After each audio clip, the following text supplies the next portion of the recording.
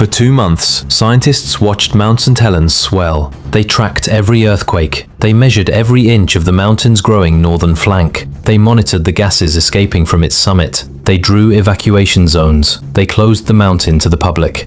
By the morning of May 18, 1980, the United States Geological Survey believed it understood exactly what was about to happen. They had been preparing for a vertical eruption. The mountain had been preparing something else. At 8:32 that morning, 2 geologists were flying a Cessna directly over the summit. It was their 4th pass of the morning, traveling west to east at low altitude. What they saw next was unlike anything ever documented at an active volcano. The entire northern face of the mountain began to move. A massive crack opened across the summit, running east to west. The north flank, a slope the size of a small city, began to ripple and churn. One of the geologists later described what they saw with a single, unforgettable sentence. It looked like a pan of milk just beginning to boil. Then the mountain slid away. In less than 30 seconds, the largest landslide in recorded human history ripped the entire north face from the volcano. Beneath their wings, the ground was collapsing in waves. Above them, an expanding cloud of ash and debris began to overtake the aircraft. They turned south and ran. Behind them, the pressure that had been building inside the volcano for 123 years was suddenly released. But it did not erupt upward. It erupted sideways. A lateral blast, traveling at 670 miles per hour, tore northward across the landscape. 57 people stood in its path. Behind them lay 200 homes, 27 bridges, and 230 square miles of ancient forest. Among the 57 was a United States Geological Survey volcanologist 6 miles north of the summit, whose final radio transmission would become the most haunting words in the history of his profession. The scientists had been watching the summit. The danger was on the side. Everything they thought they knew about volcanoes was about to change in less than 1 minute. This is the story of how a mountain in Washington state broke every rule of modern volcanology, and of the 4 people whose final moments would change the science forever. For most of recorded American history, Mount St. Helens did not talk. It sat in the southwestern corner of Washington state, a perfect cone of snow and forest rising 9,677 feet above the Cascade Range. Locals called it the Fujiyama of America. It had not erupted in 123 years. For 3 generations, families had built lodges, hiked trails, and fished in Spirit Lake, 8 kilometers north of the summit. Nobody who lived near it considered it dangerous. That changed on March 16, 1980. A cluster of small earthquakes was recorded directly beneath the volcano. Then on March 20th, a magnitude 4.2 quake shook snow loose from the upper slopes. It was the loudest sound Mount St. Helens had made in a century and a quarter. By March 27th, the volcano was producing sudden bursts of steam and ash.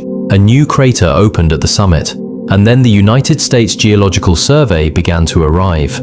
Among the first scientists on the mountain was a 30-year-old volcanologist named David Johnston. Johnston was meticulous, cautious, methodical. His colleagues would later describe him as one of the most superbly conscientious scientists ever to work the Cascades. From the day he arrived, he argued harder than anyone else on the team for one thing: keep the mountain closed to the public. Keep them out. Keep them away. But by early April, 8 kilometers north of the summit, someone else had no intention of leaving. His name was Harry R. Truman. He was 83 years old. He had lived on the shore of Spirit Lake for 52 years. He was a World War I veteran, a former bootlegger, a former prospector. He owned the Mount St. Helens Lodge, a 1-story building tucked into the trees at the water's edge. By April 1980, Harry Truman was already a national celebrity. Reporters drove up State Highway 504 to interview him in his pink 1957 Cadillac. He told them he wore spurs to bed to keep his grip during earthquakes. He told them he drank whiskey and Coca-Cola. He told them about his 16 cats, the only family he had left after the death of his wife, Edna. And he told every single reporter the same thing: "You couldn't pull me out with a mule team." While Harry Truman gave interviews from Spirit Lake, the scientists at the summit were watching something they had no name for. The north face of Mount St. Helens was changing shape. By late April, the slope on the north side of the mountain had begun to swell outward.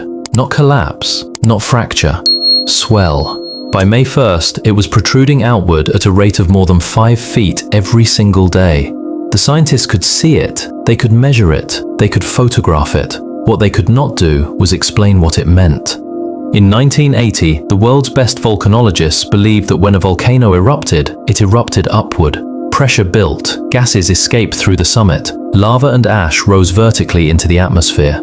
Every textbook of the era taught this model. Every monitoring protocol assumed it. And so the United States Geological Survey did what the science of 1980 told them to do. They watched the summit. But on the side of the mountain, silently, invisibly to most observers, something else was happening. The slope was inflating. They were watching the summit. The danger was on the side. By the second week of May, the situation around Mount St. Helens had reached a strange equilibrium. The earthquakes continued, the bulge kept growing, the closures held. But the pressure was no longer only inside the mountain. Logging companies were losing money every day the slopes remained closed. Property owners around Spirit Lake had been kept from their homes for nearly 2 months. Reporters and photographers were pushing for deeper access. To manage the political pressure, authorities created a fragile compromise. On the weekend of May 17th, property owners would be permitted a brief, escorted visit to retrieve possessions from inside the restricted zone. Before they were allowed in, they were required to sign a legal waiver. The waiver acknowledged the risk of death or injury. By the time those waivers were signed, the bulge had grown by more than 450 feet. Sheriff Les Nelson drove up to Harry Truman's lodge on May 15th for one final attempt to convince him to leave. Nelson did not turn off his engine. His truck stayed running, pointed downhill on Highway 504, ready to flee at any moment. Truman refused again. To Harry Truman, leaving Spirit Lake was not an option. The lake was his family. His 16 cats were the only kin he had left. The mountain that had not erupted in his entire lifetime, was where he had chosen to die, if he was going to die anywhere. His final statement, recorded by KGW news cameras in May 1980, "If the mountain goes, I'm going with it." Sheriff Melson got back in his truck and drove away. 25 miles south of Spirit Lake, in a small Cessna airplane, a husband and wife team of geologists was beginning to prepare for the morning of May 18th. Their names were Keith and Dorothy Stoffel. They had been granted permission from the USGS to make low-altitude observation flights over the summit. They did not know it yet, but they would be the only human witnesses in the air directly above Mount St. Helens at the moment it broke every rule of modern volcanology. 6 miles further out, at an observation post called Coldwater 2, David Johnston was preparing for what would be his final overnight shift. He had asked his graduate student, a young man named Harry Glicken, to switch posts with him for the weekend. Glicken agreed and drove south, leaving Johnston alone on the ridge with a USGS trailer, a radio link, and a clear view of the bulging north face. Glicken would never see Johnston alive again. 11 years later, Harry Glicken would die in a similar pyroclastic flow at Mount Unzen in Japan, one of only 2 American volcanologists ever killed in volcanic eruptions. The other was the man whose shift he took on May 17th, 1980. 8 miles from the summit, at a campsite called Coldwater Camp, a 27-year-old photographer named Reed Blackburn was settling in for another night. Blackburn worked for the Columbia newspaper in Vancouver, Washington. He was also on assignment for National Geographic. He had been camping at the mountain for weeks, photographing the bulge from his remote-controlled cameras set up on tripods. He had been scheduled to leave on May 17th. At the last minute, he decided to stay one more day. 11 miles east at Bear Meadow, an amateur photographer named Gary Rosenquist arrived with his camera at dawn, hoping to capture a clear sunrise photograph of the mountain. He would survive what came next. His photographs would change volcanology forever. 5 separate individuals, 5 separate stories, all converging on the same morning. May 18th, 1980 began like any other monitoring day around Mount St. Helens. It would be the last morning of David Johnston's life, the last morning of Harry Truman's life, the last morning of Reed Blackburn's life, the last morning of a 4th photographer, Robert Landsberg, whose final act on the slope of the mountain would be the most extraordinary of all. At 6 in the morning, David Johnston ran his routine measurements from Coldwater 2. The mountain was quiet. His data showed nothing unusual. They had been watching the summit. The danger was on the side. At 8:32 and 11 seconds Pacific Daylight Time, a magnitude 5.1 earthquake struck directly beneath the north flank of Mount St. Helens. 7 seconds later, the entire north face began to slide. Above the summit, in their Cessna, Keith and Dorothy Stoffel were directly overhead. What they saw, the cracking summit, the rippling slope, the boiling milk motion of 2 billion tons of rock losing its grip on the mountain, was the trigger of what scientists would later identify as the single largest subaerial landslide in recorded human history. 2.3 cubic kilometers of rock collapsed northward. The mountain lost 1,314 feet of its peak in less than 30 seconds. But the landslide was not the disaster. The landslide was the trigger. For 123 years, the magma trapped inside Mount St. Helens had been held in place by a single force, the weight of the mountain pressing down on it. When the north face slid away in 30 seconds, that weight vanished. It was, in the words of one geologist, like uncapping a shaken bottle of soda and the soda exploding sideways instead of upward. The magma, suddenly freed, did what physics demanded. It did not erupt upward, it erupted north. The lateral blast that emerged from the breached crater was a superheated cloud of gas, ash, and rock at 680 degrees Fahrenheit. It accelerated from 220 miles per hour to 670 miles per hour. It was traveling faster than the speed of sound at high altitude. At Coldwater 2, 6 miles north of the summit, David Johnston had approximately 15 seconds to react. He saw the bulge collapse. He saw the lateral blast emerge. He understood instantly and completely what was happening. His radio link to the USGS office in Vancouver was open. His final transmission, captured by communication logs, was 3 words. Vancouver, Vancouver, this is it. In the Vancouver office, the radio went silent. A USGS operator wrote the time of the transmission in the log, 8:32 a.m. They tried to reach Coldwater 2 again. There was no answer. The blast had already reached his position.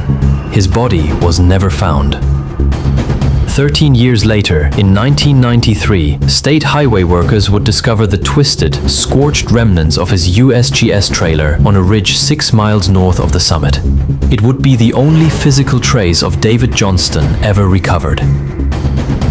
At Coldwater Camp, 8 miles from the summit, Reed Blackburn was at his vehicle when the lateral blast arrived. His final notebook entries, recovered later, were time-stamped 8:33 a.m. and 8:34 a.m. He was photographing. He kept photographing until the blast killed him. His car was found 4 days later, surrounded up to the windows in ash. His body was inside. His camera, buried beneath the debris, was recovered approximately 1 week later. At his lodge on Spirit Lake, Harry R. Truman and his 16 cats were caught in the pyroclastic flow that followed the blast. The lodge and the lake itself were buried beneath an estimated 150 feet of volcanic debris. His body was never recovered. Somewhere in the Cascade foothills, a photographer named Robert Landsberg was watching the cloud approach. He was 48 years old. He had spent the morning photographing the volcano from a position he believed was safe. When he saw the lateral blast emerging, he understood what was about to happen. He understood there was no escape. He understood that within seconds, the blast would kill him. What Robert Landsberg did in the final moments of his life is one of the most extraordinary acts ever recorded by an American disaster photographer. He rewound the film inside his camera. He placed the camera inside his backpack. He laid down on top of the backpack, and he used his own body as a shield to protect the film. The blast reached him moments later. His body was found 17 days afterward, lying face down on his backpack, the film still inside. When the film was developed, the photograph showed the leading edge of the lateral blast in the final moments before it reached him. The science would have those images.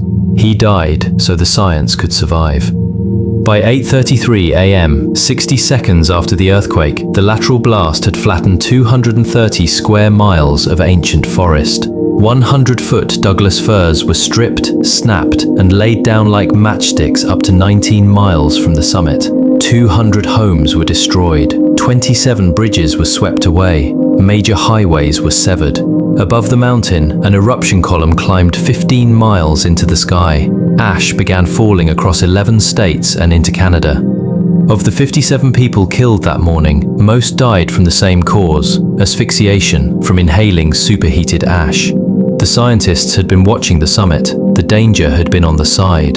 In the weeks and months that followed, the United States Geological Survey did something that had never been done before. They reconstructed a volcanic eruption that no living scientist had ever previously witnessed. The first breakthrough came from Bear Meadow. 11 miles east of the summit, Gary Rosenquist's camera had captured something that nothing else on Earth had captured. The entire sequence of the collapse and the blast, frame by frame. The bulge collapsing, the landslide accelerating downhill, the lateral blast emerging from beneath it, the eruption column climbing into the sky.